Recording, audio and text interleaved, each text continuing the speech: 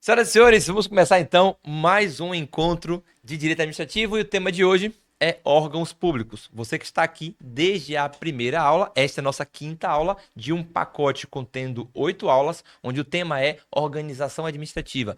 Tema este presente em diversos concursos e com certeza está lá no seu edital. Continue a sua jornada até a aula 8 e estude da melhor forma. Eu gosto de falar sempre por aqui. A gente estuda até, ou melhor, a gente estuda para não precisar mais estudar.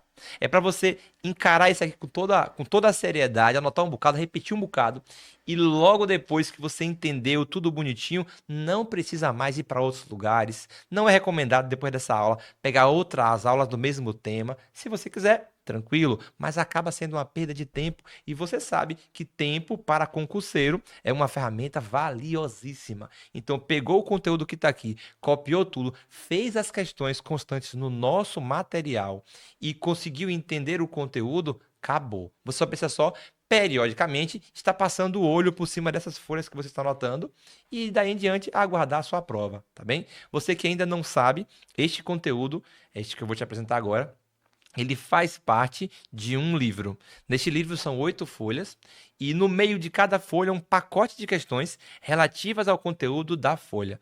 Então, você que está estudando nessa metodologia, é importantíssimo ter este material. O material está disponível de forma digital, lá em PDF, no site do Projeto Quadrivium, projetoquadrivium.com.br.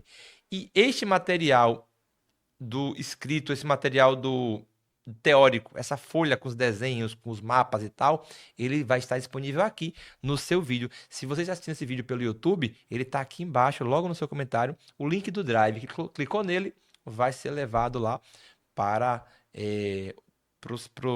pro Drive onde vai estar o conteúdo. Mas, para você que está estudando no nosso curso, então você já viu que na sua plataforma ela está bastante completa. Nós temos aí poderes, atos, princípios, muitas leis. Você vai observar a melhor que se encaixa para o seu estudo e estudar. Olha o seu edital, olha o que cai e consegue acertar aí as questões das provas e dos simulados. Mas, vamos iniciar a nossa quinta aula. Novamente, o tema é órgãos públicos.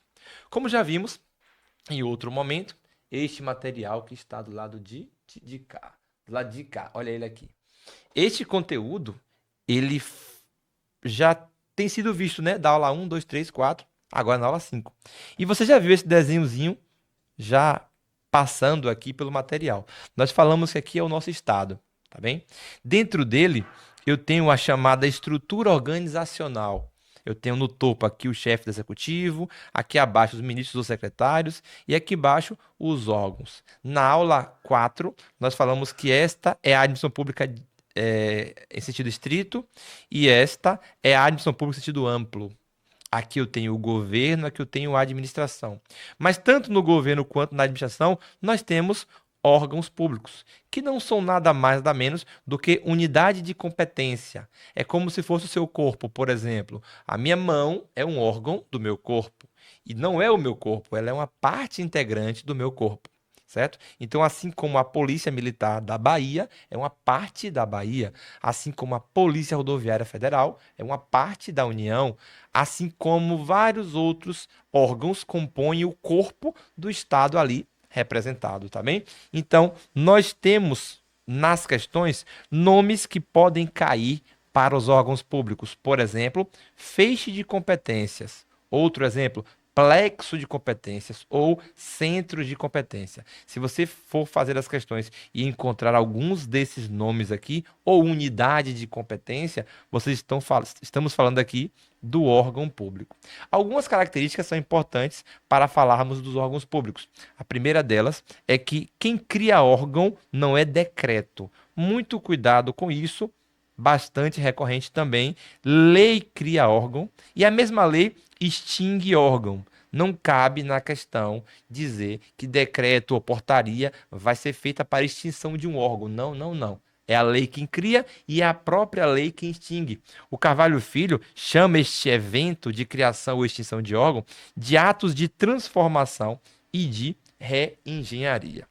Então, esta unidade de atuação aqui, chamada órgão público, vem ou melhor, tem uma relação para com o Estado, uma relação de muitas vezes subordinação entre eles, né? Por exemplo, qual órgão maior?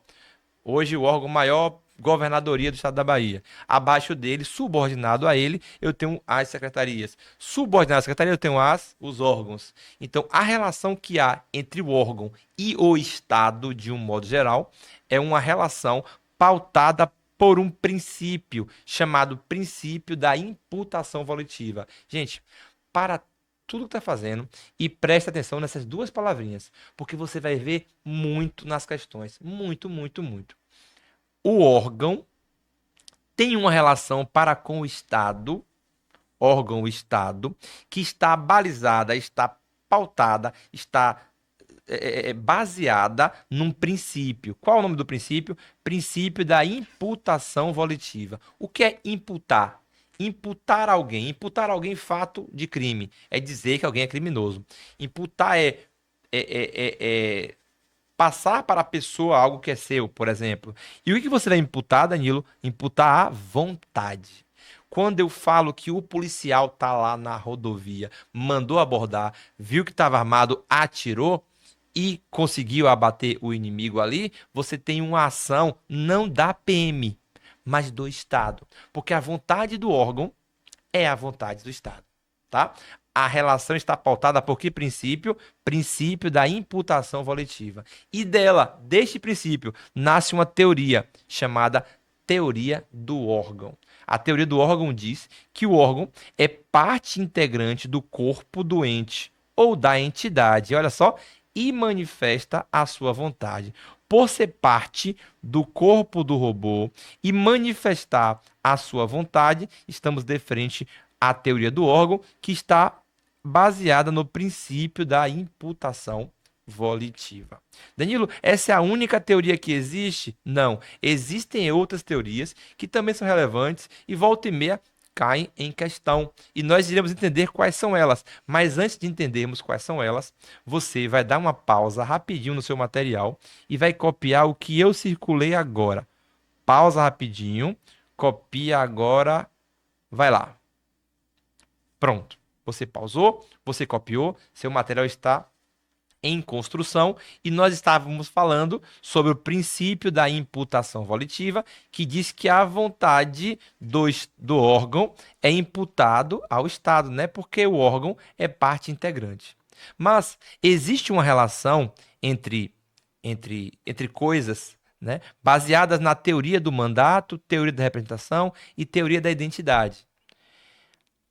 A relação de órgão para com o Estado é a teoria do órgão. Porém, as bancas vão confundir falando sobre essas teorias que estão aqui.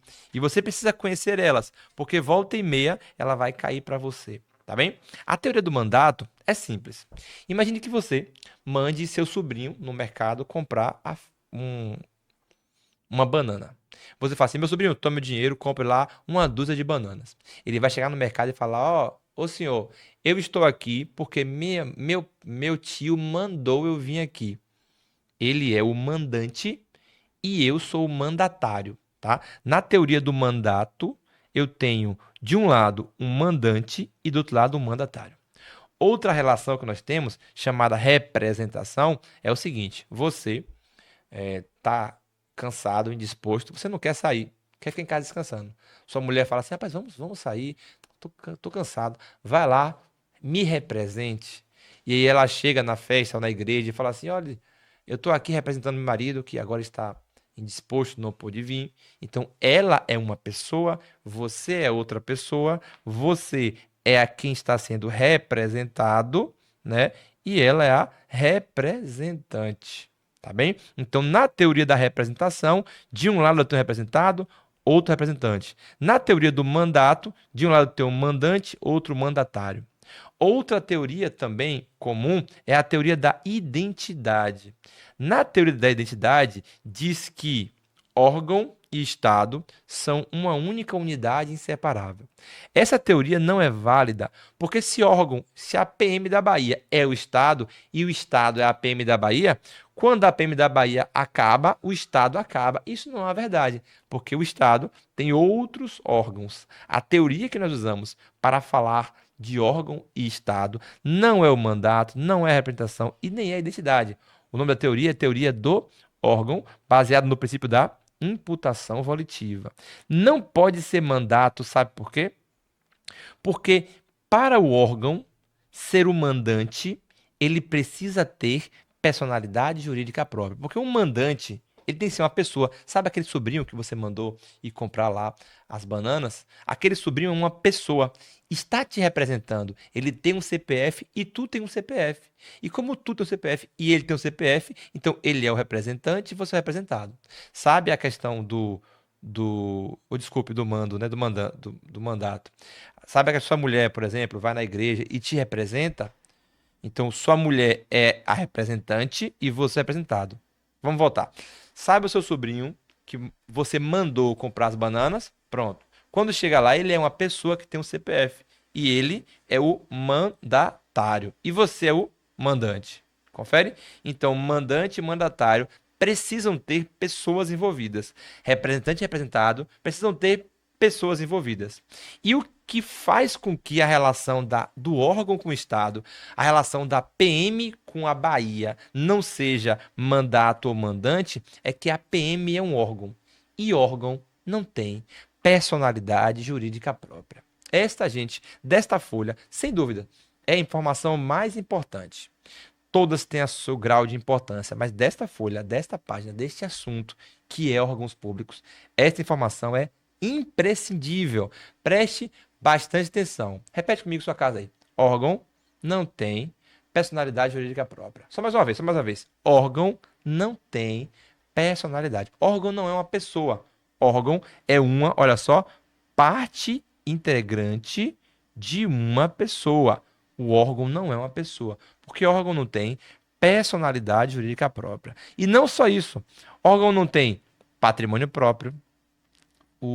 A viatura da polícia é do Estado. As armas da polícia são do Estado. O lugar onde fica não é da polícia, é do Estado, porque órgão não tem patrimônio próprio. Órgão também não tem responsabilidade própria. Quem responde é o ente federado e não o órgão. Órgão não tem capacidade negocial, não compra e vende. Quem compra e vende é o Estado. E órgão também não pode processar ou ser processado, porque órgão não tem personalidade jurídica própria. Bora repetir? Órgão não tem personalidade jurídica própria e nem tem patrimônio próprio, e nem tem responsabilidade própria, e nem tem capacidade negocial, e nem tem capacidade processual. Tá bem? Anota rapidinho o que eu falei para que possamos continuar. Anota esse aqui, ó. Eu vou circular o que você vai anotar. 3, 2, 1 e vai lá. Pronto. Então, você já sabe que pela teoria do mandato, da representação e da identidade, nós não falamos de órgão. Órgão não segue essas teorias. O órgão segue a teoria do órgão, que vem do princípio da imputação volitiva, que diz que a vontade do órgão é a vontade do ente que o criou. Aprendemos também que quem cria órgão é lei e quem extingue órgão é lei. Lei cria e lei extingue órgão. E aprendemos que órgão não tem personalidade jurídica própria. Também não tem patrimônio próprio, nem responsabilidade, nem capacidade negocial e nem capacidade processual. Mas, porém, entretanto, contudo e todavia, nós temos uma informação sobre capacidade processual que pega muito concurseiro despreparado ou aquele concurseiro que está aí passeando no YouTube procurando um curso sem se preocupar muito com a qualidade do que está sendo ofertado ali. Normalmente, às vezes eu vejo assim no YouTube alguns vídeos de 5 minutos falando sobre organização administrativa. Poxa, se você conseguir falar em 5 minutos de um tema tão importante para concurso, e você que tem em casa assistiu aquele vídeo de 5 minutos e acha que tá bom, pode ter certeza que você vai demorar muito para passar esse concurso. Aqui, no Projeto Quadrívio, nós não conseguimos vender o placebo, né? Que é aquele placebo, é um medicamento que se vende, mas não tem nenhum efeito. O único efeito que tem é psicológico. A pessoa realmente não fica bom. Fica bom porque o problema era mental e não um problema físico, né, do corpo. Então o remédio não atendeu. Então eu não vou vender para vocês uma coisa dizendo que é bom e não sendo. A prova disso é que depois dessa aula você precisa fazer questões, para você ver se o que está aqui cai na prova. Sempre faça esse teste, né? Lá na Bíblia diz que pelo fruto conhecereis a árvore. Se a árvore boa dá bons frutos, se a árvore má dá maus frutos. Pega esse conteúdo aqui e vai lá para o site de questões e dá uma olhadinha se realmente está saindo questões, se está conseguindo render. Se a resposta for sim, pronto, esse material é bom, tá? Então, assim, em materiais que não são tão completos, talvez você não vá ter essa informação, mas este material vai te entregar a cerejinha que vai te dar a diferença, a ideia da capacidade processual. Um órgão pode processar outro, professor? Não. Em regra, não. Porém, quando o órgão ele é independente ou autônomo, e aí diga-se de prefeituras, os independentes, né? Governadoria, presidência, Câmara dos Vereadores. Esses órgãos são órgãos independentes, estão no topo. Oxe, Câmara dos Vereadores? Mas Câmara dos Vereadores não é do Poder Executivo, é do Poder Legislativo. É, mas é um órgão. E é um órgão que está no topo, no topo do topo. Então é um órgão público independente. Esse órgão e os outros órgãos, como as secretarias ou os ministérios, órgãos chamados independentes ou autônomos, eles vão possuir capacidade processual apenas para defender as suas prerrogativas institucionais. Lá na súmula 525 do STJ, a gente tem que, olha só, Câmara dos Vereadores possui personalidade judiciária para defender os seus direitos institucionais. Tá bem? Então você vai encontrar aí para a defesa de suas prerrogativas, para defender seus direitos institucionais, eles vão ter lá a capacidade postulatória. Porém, não é qualquer órgão, é órgão independente e órgão autônomo. De novo, capacidade processual é regra, no órgão não tem. Mas quando o órgão é independente ou autônomo, para defender as suas prerrogativas, ele vai ter capacidade processual, tá? Ou chamada de personalidade judiciária, né, para a defesa dos direitos institucionais. Então, esta exceção cai nas questões que derrubam o concurseiro medíocre e não você, tá bem? Vamos anotar? Deixa eu circular aqui para você anotar. Ele dá alguns segundos. Vai lá. Pronto. Olha só. Órgão não tem patrimônio próprio, não tem responsabilidade própria, não tem capacidade negocial, não tem capacidade processual, salvo se eles forem independentes ou autônomos para a defesa de prerrogativas, tá bem? E órgão, em regra, olha só o bonequinho chateado, porque ele tem certeza aqui, ó, não sou eu não, porque eu tenho menos cabelo do que ele. Ele tem um pouco mais. Aqui deve ser Davi, nosso amigo que tá ali gravando, tá? Então, ele tá revoltado porque não cabe você chegar na prova sem saber esta informação. Presta atenção. Órgão não tem personalidade jurídica própria e nem tem patrimônio próprio, responsabilidade própria, capacidade processual e capacidade negocial. Não tem, não tem. Tá bem? Então, já que não tem, órgão não tem a personalidade jurídica própria. Bem, muito cuidado com a teoria chamada teoria da institucionalização. Esta teoria diz que alguns órgãos, por exemplo, o Exército Brasileiro, eles podem ganhar vida própria em virtude de sua atuação. Bem, esse não é um conceito amplamente difundido na doutrina, mas está aí presente e está presente também nas questões de concurso. Toma muito cuidado, porque quando você vê uma questão como essa, normalmente você vai para o não, porque a gente já falou aqui chateado que o órgão não tem personalidade jurídica. Como é que um órgão vai ganhar vida própria? Quem tem vida própria é ente ou entidade, e não órgão. Porém, a teoria da institucionalização diz que alguns órgãos podem ganhar a tal da vida própria. Exemplo disso, o Exército Brasileiro.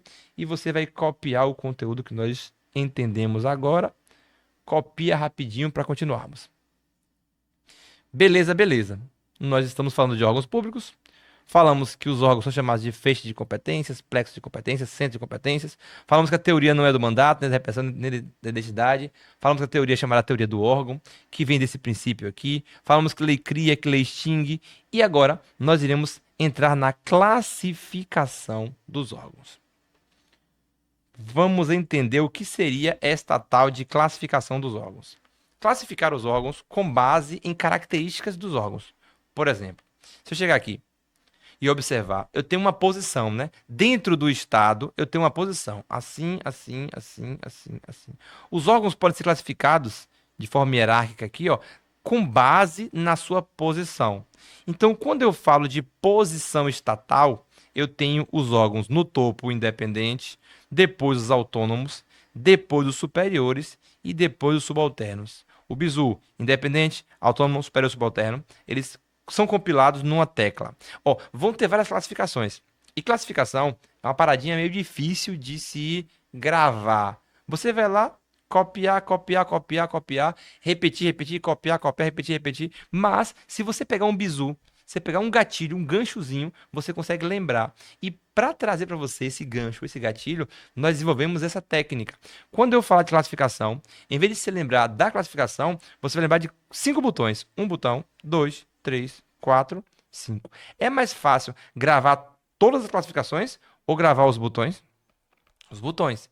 Se você grava 5 botões, você já entendeu todo o conteúdo. Quer ver? Olha só. O primeiro botão é chamado IAS. Ele é um acróstico. O que seria um acróstico? Letras organizadas para fazer com que você remonte a informação que você já tem. Então, primeiro você precisa entender o conteúdo, depois você precisa memorizar. E aí você usa o acróstico, tá bem? Então, bora entender. Os órgãos são independentes, por exemplo, a presidência, a governadoria, a prefeitura, a Câmara. Estes órgãos, eles estão previstos lá na Constituição. Eles são chamados agentes políticos. Eles estão lá no topo da hierarquia. Esses caras representam os poderes do Estado. Então, essas características são para a galera que está aqui, ó, no topo, tá vendo? Então, a galera do topo são órgãos independentes.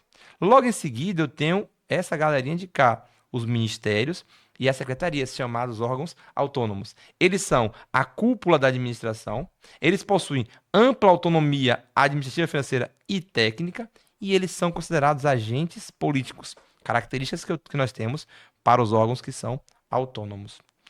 Às vezes a questão vai dizer o seguinte: é correto informar que a presidência da República, dado o seu grande grau, seu alto grau de autonomia, é classificado pela administração como um órgão autônomo. Você vê que se você não tiver esse conhecimento refinado, você erra essa questão. Porque você pensa, claro que ele tem um grande grau de autonomia, então ele é um órgão autônomo. Não, ele não é autônomo. Ele é um órgão o quê? Independente. Porque autônomo é o que está abaixo, tá vendo? Ministérios e secretarias. Bem, eu tenho os órgãos superiores, que são, por exemplo, a Polícia Federal é um exemplo, os gabinetes, gabinete do prefeito, gabinete do governador, as coordenadorias setoriais, as coordenadorias de modo geral. Estes aqui são órgãos de direção, controle e comando dentro da sua área de atuação, bem como eles possuem ausente autonomia. A grande parte das questões que falam sobre isso falam de ausente autonomia. Mas teve uns abençoados aí, né, a Quadrix, que está chegando aí bagunçando nossa vida, trazendo muito conteúdo meio estranho, mas assim, a gente vai aprendendo e se moldando ao que ela traz, né? E aí trazendo o ausente ou mínima autonomia. Então, existe autonomia nos órgãos? Não. Mas a questão fala sobre mínima autonomia. Se falou, então tá valendo. Esse é o superior. E o subalterno, por exemplo, a Polícia Militar, que é um órgão lá de mera execução, ou as seções de expediente, ou seções de pessoal, que todos aqui são órgãos de mera execução. Agora que eu entendi o significado de cada palavrinha, do independente, do autônomo, do superior e do subalterno, eu vou agora gravar a ordem. Afinal, estamos falando de posição estatal. Bizu, eu gravo só o botão. IAS. O I quer dizer independente. O A, autônomo. O S, superior. E o outro S, subalterno. Independente, autônomo, superior e subalterno. IAS classifica quanto à posição estatal. E para você que entendeu, se você entendeu, vamos copiar. Se não, volta o vídeo, repete de novo. Preste atenção para que você possa pegar esse conteúdo. Eu vou circular aqui o que você vai precisar fazer. E vai lá. Show de bola. Acabou aqui a classificação quanto à posição estatal. Bora para uma próxima classificação. Danilo, um órgão pode ser classificado por mais de uma classificação? Pode. quanto à estrutura ele pode ser uma coisa. Por exemplo, a presidência da República. A presidência da República só tem um centro de competência, tá bem? Então, desculpe, só tem um centro de competência. Então, ele é um órgão simples. E quanto à posição estatal, é um órgão independente, tá bem? Então, quanto à estrutura, o órgão pode ser simples e composto. E eu tenho um bizu nesse botãozinho aqui, bem legal, ó. Esse botão aqui, todo mundo conhece ele no teclado, é o ESC, né? O E quer dizer estrutura, o S é simples, o C é composto. Esse botão, ele traz para você duas informações. Na primeira letra, eu estou dizendo do que é que eu estou tratando, quanto à estrutura, e as outras duas me lembram do simples e composto. No simples, eu tenho lá um só centro de competência. Por exemplo, uma delegacia. Uma delegacia setorial, ela tem como centro de competência ali o delegado que assume todas as funções e não existem outros subórgãos dentro deste órgão. Um outro exemplo aqui é um colégio estadual General Osório, que foi o colégio que eu me formei. Então é um órgão simples. Um colégio é um órgão, Danilo? É um órgão do Estado na parte de educação, tá bem? Nesse caso, por ser colégio estadual, é um órgão estadual. E um órgão simples. O contrário do simples aqui é o composto. Quando é que um órgão composto? Quando ele possui vários centros de competência. Pensa comigo, o que é a Secretaria de Segurança Pública? SSP. É um órgão. Mas esse órgão, ele é composto de outros órgãos. A secretaria, ela existe porque o corpo dela é formado por outros órgãos. A PM, o bombeiro, o DPT, a Polícia Civil, acho que são só esses quatro. Os quatro juntos formam a Secretaria de Segurança Pública. Então, quanto à sua estrutura, como ele se estrutura, eu tenho aqui um órgão composto, uma secretaria, porque ela possui vários centros de competência. Tá bem? Então vamos copiar este conteúdo aqui para passar para o próximo botãozinho. Vai lá. Show de bola. Aprendemos dois botões, IAS e ESC. Sem olhar aqui, ó, IAS é o quê? Independente, autônomo, superior e... É isso aí. Viu que você lembrou? De novo, independente, autônomo, superior e o subalterno. E o ESC é o quê? O ESC é quanto à estrutura. Repete, ó, ESC, estrutura. ESC, estrutura. Simples e composto. Então, quanto à estrutura, o órgão pode ser simples e composto. Ter apenas um centro de competência ou ter vários centros de competência. Nosso próximo botãozinho aqui é o COSCOL. Olha só, uma teclazinha nova. O COSCOL segue o mesmo exemplo do ESC, ó. O CO quer dizer do que ele está buscando, quanto à sua composição. O S diz que é singular e o COL diz que é colegiado. Então, quanto à composição e cuidado, quanto à atuação funcional, quando eu falo composição, é a mesma coisa de atuação funcional. Os órgãos podem ser singular e colegiado. Numa escola, quem decide, quem dá as diretrizes da escola é uma ou mais de uma pessoa. É uma pessoa. Quem é? É o diretor. Numa delegacia de polícia, quem dá as ordens é uma ou mais pessoas. É uma pessoa, que é o delegado. Num, num órgão, no juizado, ou melhor, não vou dizer do TJ, não, do gabinete lá do juiz fulano. Juiz fulano de tal. Quem decide? O juiz fulano de tal. Aí você sobe para a segunda instância, TJ. Agora, no TJ, quem decide no TJ é um juiz só? Não é. É uma quantidade de juízes. É o julgamento dos vários juízes, não é isso? Que vão informar que o TJ tomou sua decisão. Então, o TJ é um órgão colegiado, porque nele vários decidem. Agora pensa aí comigo e me responde. A Câmara dos Vereadores, quanto à sua composição, é um órgão singular ou é um órgão colegiado? Se você respondeu que é um órgão colegiado, você entendeu o recado. A Assembleia Legislativa também. Porque quando a Assembleia fala, ela fala com base na votação dos membros. Cada um falou uma coisa diferente e o resultado final deu um resultado só. Exemplo, o STF também. a votação dos membros ali, você vai ter como característica daquele órgão ele ser colegiado. Copia este, cuidado, ó, atuação funcional ou composição. Copia esse novo botãozinho aqui para a gente ir para o próximo. Vai lá. Show de bola. Mais um botãozinho. Agora, o botão é o acelo. O acelo quer dizer quanto à esfera de ação. Repete desse jeito para gravar mnemônico. Quanto à esfera de ação. Acelo. De novo. Ação. Acelo. Só mais uma vez. Quanto à esfera de ação.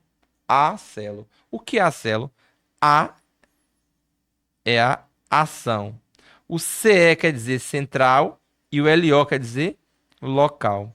Quanto à esfera de ação, eu tenho um órgão central ou um órgão local. Um órgão central, ele é central porque ele atua em todo o território.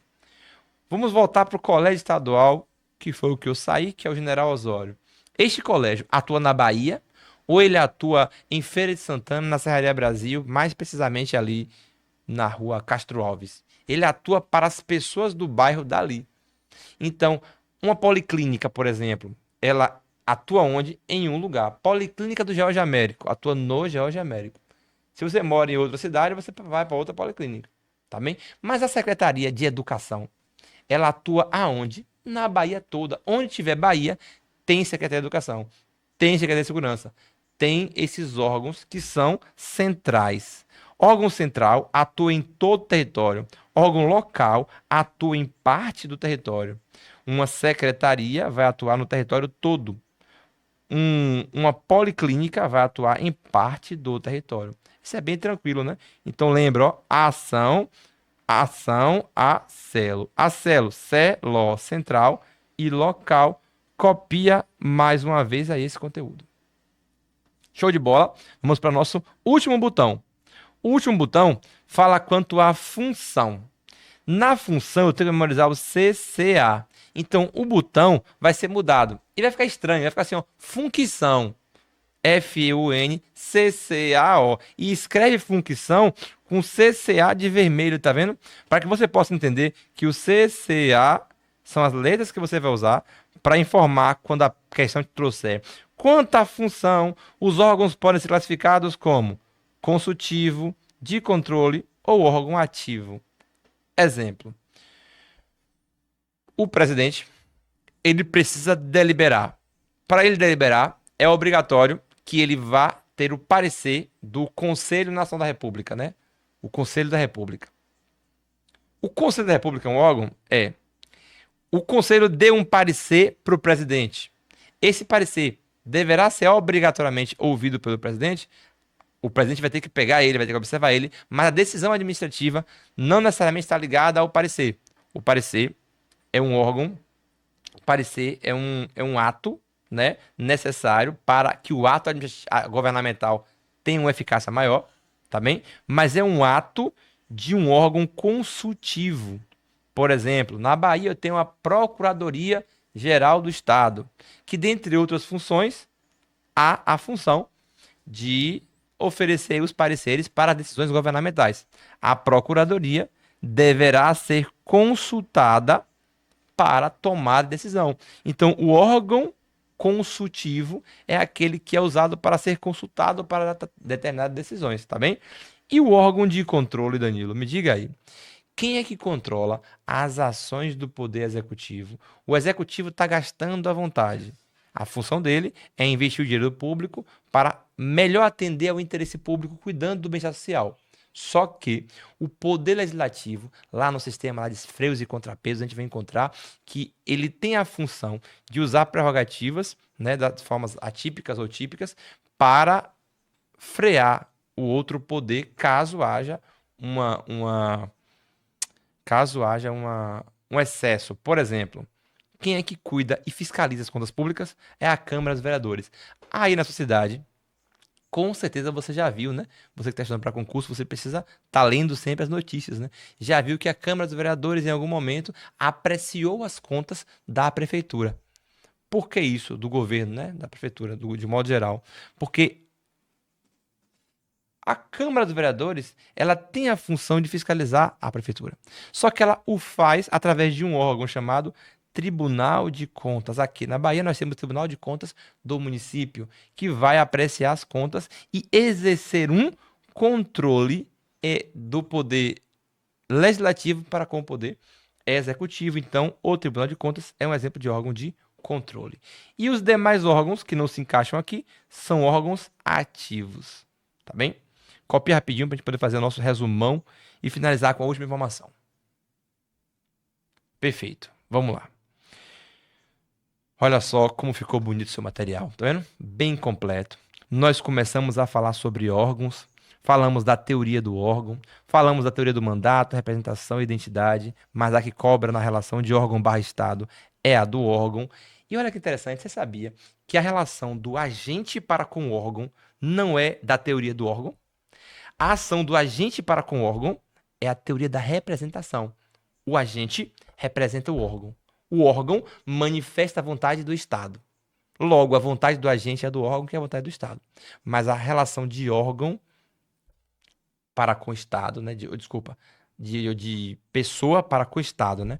A relação de pessoa para com o Estado é uma relação de representação. De um lado eu tenho alguém com CNPJ, do outro lado alguém com CNPJ. Então, o governador representa a Bahia no exterior. Representa, porque ele é uma pessoa e a Bahia é outra pessoa, tá?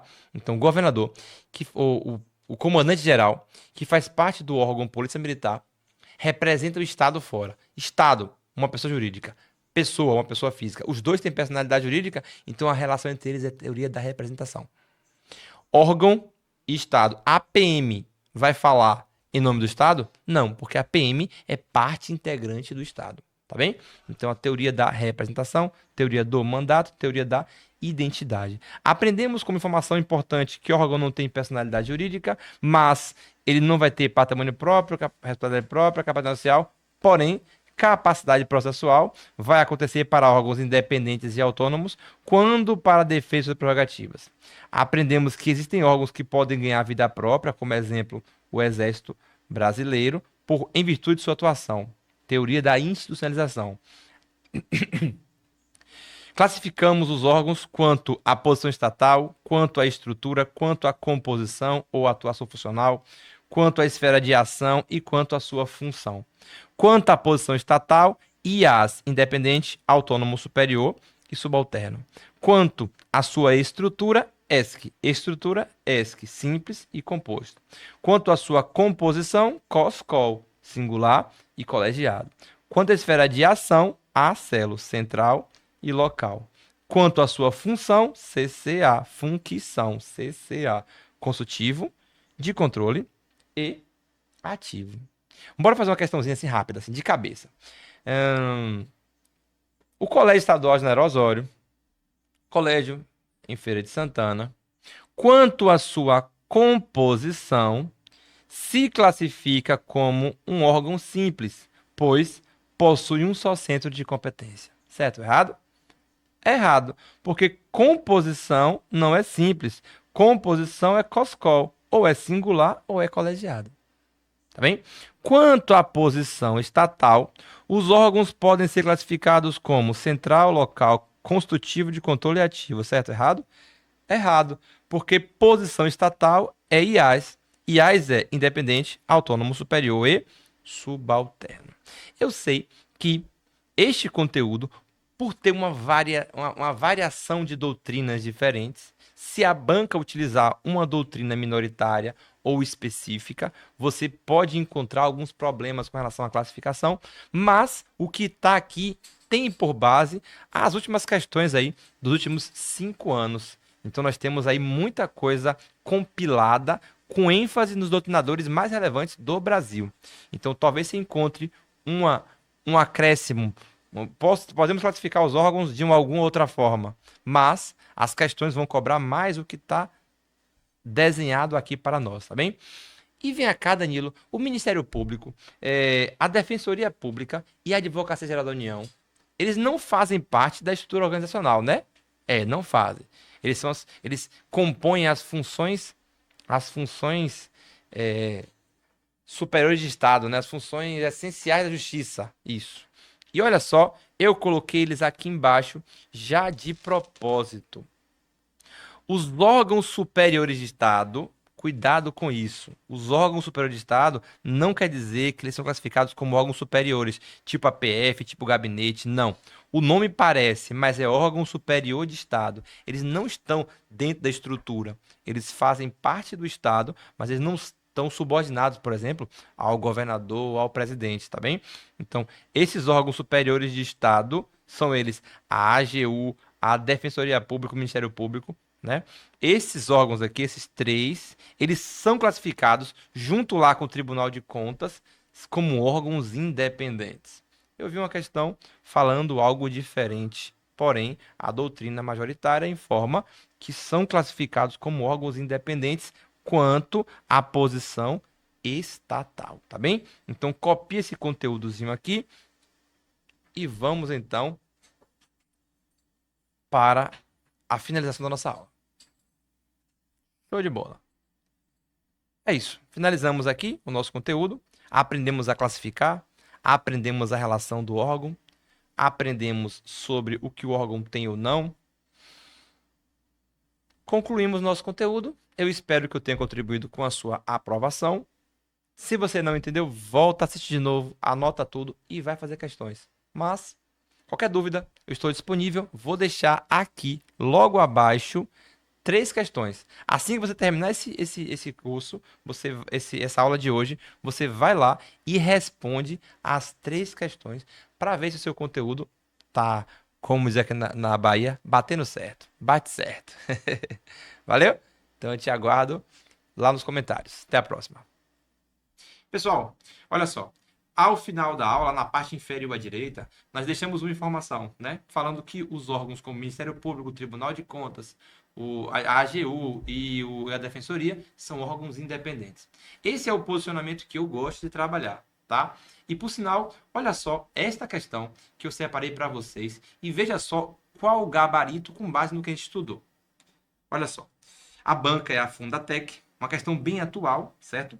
2023, que diz: segundo Meirelles, são classificados como os órgãos independentes. Então, quem é, segundo Meirelles, órgão independente?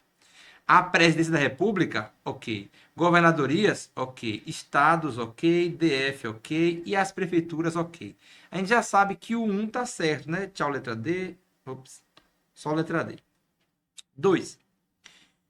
O Ministério Público Federal, ok. Estadual. As defensorias, os tribunais, os dos estados, dos municípios, ok também. Tchau, letra A. Tchau, letra C. Vamos ver o terceiro. Os ministérios. Não, o ministério é autônomo. O ministério não é independente. Então, não. O nosso gabarito aqui é letra B. E este foi o gabarito da Fundatec. Mas, Danilo, por que você colocou justamente nessa aula, nessa única aula, esta questão? Por que as outras aulas não tem questão? Porque nós temos uma divergênciazinha aqui de bancas e de conteúdo, tá? Olha só o que é que o Ministério Público de Sergipe diz, né? Conceito do que é o Ministério Público de lá. No Ministério Público de Sergipe diz: Ministério Público é um órgão do Estado que atua na defesa da ordem jurídica, blá, blá, blá. Olha o que diz: independente e autônomo. Eita, eita, eita. Como diz aqui o bom baiano. Se liga. Para o Ministério, para o site do Ministério Público, é um órgão independente e autônomo. Para parte da doutrina, é independente. Para a Fundatec, independente, não autônomo. Mas, para você que está estudando para outros concursos com outras bancas, as bancas divergem neste conceito. Nós colocaremos a divergência e nós colocaremos também o que a FGV, que é o concurso que vai fazer o concurso da Polícia Penal agora já está se preparando, diz deste tema. Olha essa questão da banca FIFIPA. A questão diz: a respeito da classificação dos órgãos, podemos afirmar que os órgãos representativos dos poderes que não subordinam hierarquicamente a nenhum outro, tais como o chefe executivo, são classificados como órgãos independentes. Não. O Ministério Público Estadual é considerado um órgão independente. O que é que você vai fazer na hora, já que eu acabei de assistir o material de Moura até agora, tenho certeza que é independente, letra B. Fiz uma questão agora, dizendo que a letra B é letra B, marca a letra B, e você erra a questão, porque olha o que a letra D diz. A Secretaria de Educação do município é um órgão autônomo. Independente presidência, logo abaixo, secretarias e ministérios. Então, o gabarito aqui é letra D. O gabarito ser letra D diz que esta banca concorda com o posicionamento de que o Ministério Público não é um órgão independente. O próprio Ministério Público diz que é independente e autônomo, né? Assim, a outra banca que falamos é só independente. E a FGV fala o que disso?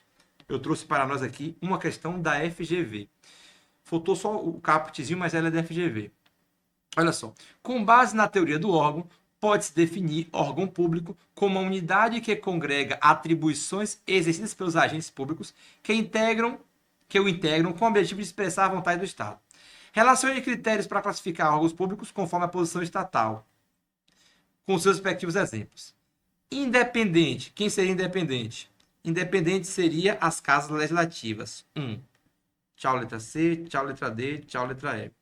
Gabinetes. Nós já aprendemos que o gabinete é superior. Então é 3. Tá no nosso material lá, tranquilo. Já sabe que é a letra A como gabarito. Porém, o Ministério Público, aqui, segundo a FGV, é classificado como 2, e 2 é órgão autônomo. O Ministério Público é autônomo, é independente, é os dois. Para a gente que estamos fazendo prova da FGV, usaremos o posicionamento da banca, que é autônomo, tá bem? Eu deixei aqui para finalizar um posicionamento de um artigo que eu encontrei. Perdoe-me não ter colocado aqui a referência, eu vou deixar a referência e o artigo também aqui no link abaixo, na postagem do nosso vídeo no YouTube. E essa postagem aqui foi muito interessante porque ela compila de forma mais inteligente a função lá do Ministério Público, a posição do Ministério Público. Olha o que diz. O Ministério Público é um órgão constitucional autônomo, corroborando com a FGV, tanto formal quanto materialmente, porque exerce sua função indispensável à vitalidade do Estado de forma independente e insubordinada a outro órgão. Então, a forma mais inteligente para falarmos sobre o Ministério Público, aqueles órgãos lá superiores de Estado, é que eles são órgãos constitucionais autônomos que agem de forma independente. E é isso. Eu espero que essa contribuição tenha aí acrescentado no seu conteúdo. Que Deus abençoe, proteja e guarde. Continue a estudar, porque dá muito certo. Até mais.